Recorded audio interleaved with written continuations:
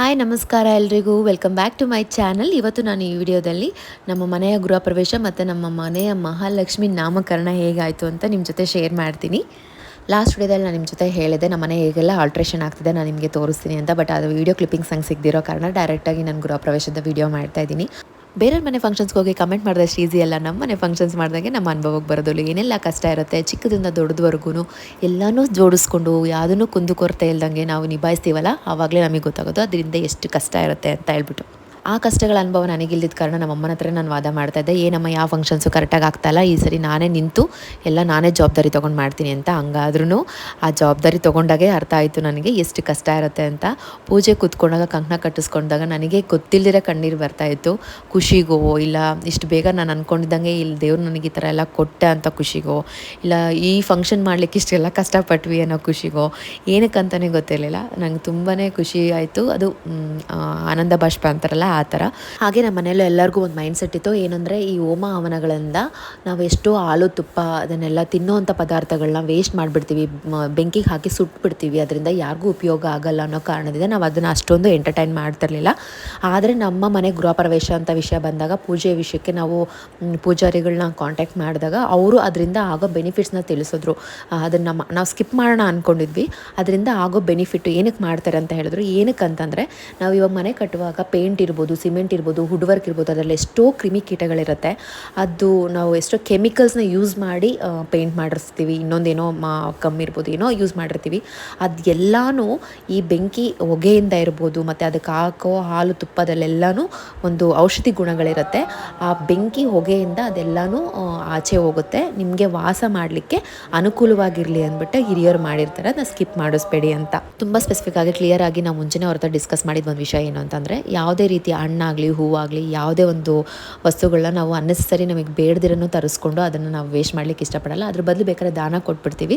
But ನಮಗೆ ಆ ಥರ ಮಾಡಲಿಕ್ಕೆ ಇಷ್ಟ ಆಗಲ್ಲ ಅಂತ ಹೇಳಿದಾಗ ಅವರೊಂದು ಮಾತು ಹೇಳಿದ್ರು, ನೋಡಿ ನೀವು ಕೋಟಿ ಖರ್ಚು ಮಾಡಿ ನಿಮ್ಮ ವೈಭೋಗನ ಪೂಜೆ ಮುಖಾಂತರ ದೇವರಿಗೆ ತೋರಿಸ್ಬೇಕು ಅಂತಲ್ಲ, ನಮ್ಮ ಶಕ್ತಿ ಅನುಸಾರ ನಾವು ಒಂದು ದಳ, ಒಂದು ಪುಷ್ಪ ದಳ ಇಟ್ಟು ಪೂಜೆ ಮಾಡಿದ್ರು ಆ ದೇವರು ನಿಮಗೆ ಒಳ್ಳೇದು ಮಾಡೇ ಮಾಡ್ತಾನೆ. ನಿಮ್ಮ ಆಲೋಚನೆ ತಪ್ಪಲ್ಲ, ನಿಮ್ಮ ಆಲೋಚನೆಗೆ ತಕ್ಕಂಗೆ ತುಂಬ ಸಿಂಪಲ್ಲಾಗಿ ಅಚ್ಚುಕಟ್ಟಾಗಿ ನೀಟಾಗಿ ಮಾಡಿಕೊಡ್ತೀವಿ ಅಂತ ಹೇಳಿದ್ರು. ಅದೇ ರೀತಿ ತುಂಬ ಆ ದೇವರುಗಳು ಎಲ್ಲ ಎದ್ದು ಬರ್ತಾರೇನೋ ಅನ್ನೋ ಥರ ಇದ್ದರು.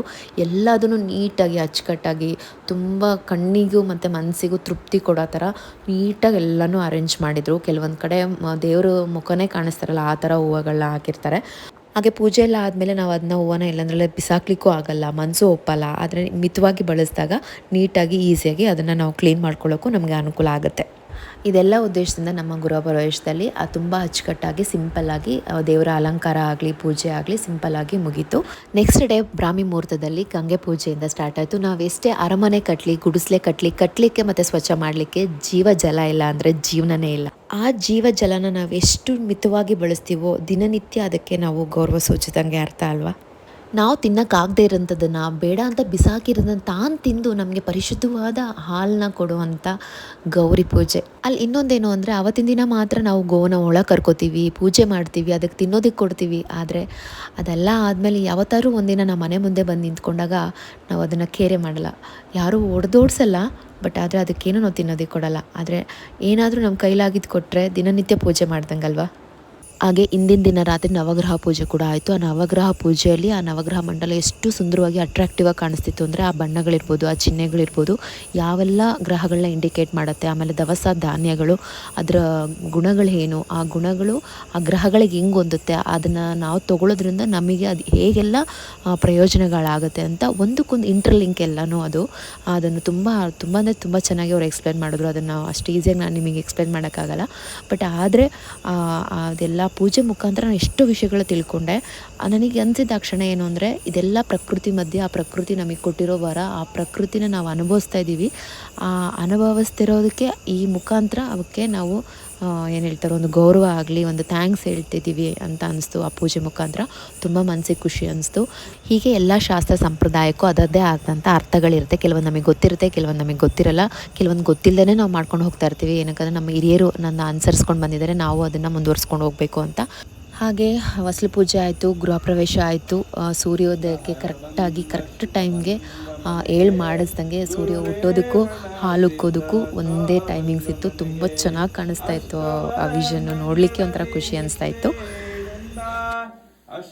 ಇಷ್ಟು ದಿನ ಬಾಡಿಗೆ ಮನೆಯಲ್ಲಿ ನಾವು ಹಾಲು ಉಕ್ಸ್ಕೊಂಡು ಹೋಗ್ತಿದ್ವಿ. ಈಗ ನಮ್ಮ ಸ್ವಂತ ಮನೆಯಲ್ಲೇ ಹಾಲು ಉಕ್ಸೋ ಸ್ಯಾಟಿಸ್ಫ್ಯಾಕ್ಷನ್ ಇದೆಯಲ್ಲ, ಏನೋ ಒಂಥರ ಮನಸ್ಸಿಗೆ ನೆಮ್ಮದಿ ಅಂತ ಅನಿಸಿತು. ಹೀಗೆ ನಮ್ಮ ಮನೆ ಗೃಹ ಪ್ರವೇಶ ತುಂಬ ಸಿಂಪಲ್ಲಾಗಿ ಅಚ್ಚುಕಟ್ಟಾಗಿ ತುಂಬ ಶಾಸ್ತ್ರೋಕ್ತವಾಗಿ ಆಯಿತು. ಆವತ್ತಿನ ದಿನವೇ ನಮ್ಮ ಮಗಳ ನಾಮಕರಣನೂ ಇಟ್ಕೊಂಡಿದ್ವಿ.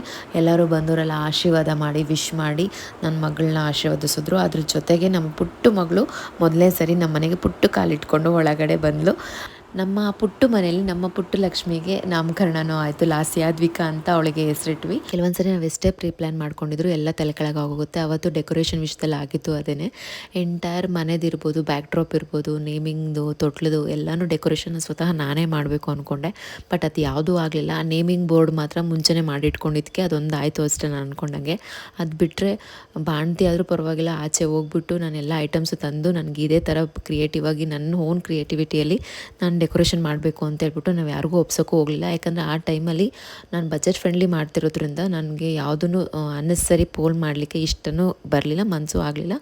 ಹಂಗಾಗಿ ನಾನೇ ಮಾಡೋಣ ಅಂತ ತುಂಬಾ ಸರ್ಕಸ್ ಮಾಡಿದೆ. ಅವತ್ತು ಯಾವುದೂ ಸಾಧ್ಯ ಆಗಲಿಲ್ಲ. ಆದರೆ ತುಂಬ ಡಿಸಪಾಯಿಂಟ್ ಆಗೋಗಿತ್ತು. ಎಲ್ಲ ಐಟಮ್ಸ್ ತಂದು ವೇಸ್ಟ್ ಆಗೋಯ್ತಲ್ಲ ಅಂತ ತುಂಬ ಡಿಸಪಾಯಿಂಟ್ ಆಯಿತು. ಅದೇ ಟೈಮಿಗೆ ನನ್ನ ಫ್ರೆಂಡ್ಸ್ ಇಬ್ಬರು ಬಂದು ಅವ್ರಿಗೆ ಎಷ್ಟಾಗುತ್ತೋ ಅಷ್ಟು ನಂಗೆ ಡೆಕೋರೇಷನ್ ಮಾಡಿಕೊಟ್ರು.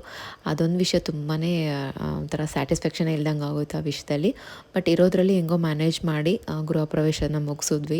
ನಾಮಕರಣನೂ ಆಯಿತು. ಹೀಗೆ ಎಲ್ಲ ಫ್ಯಾಮಿಲಿ ಮೆಂಬರ್ಸು, ಫ್ರೆಂಡ್ಸ್ ಸಹಕಾರದಿಂದ ನಮ್ಮ ಮನೆ ಗೃಹ ಪ್ರವೇಶ ಮತ್ತು ನನ್ನ ಮಗಳ ನಾಮಕರಣ ಮುಗೀತು. ನನ್ನ ಎಲ್ಲ ಕರೆದಿದ್ದ ಫ್ರೆಂಡ್ಸು ಮತ್ತು ರಿಲೇಟಿವ್ಸ್ ಎಲ್ಲರೂ ಬಂದಿದ್ದರು. ಅದೊಂಥರ ಖುಷಿ ಅನಿಸ್ತು. ತುಂಬ ಲಿಮಿಟೆಡ್ ಪರ್ಸನ್ಸ್ನ ಕರೆದಿದ್ವಿ ಅಷ್ಟು, ತುಂಬ ಎಲ್ಲರೂ ಇನ್ವೈಟ್ ಮಾಡಿರಲಿಲ್ಲ.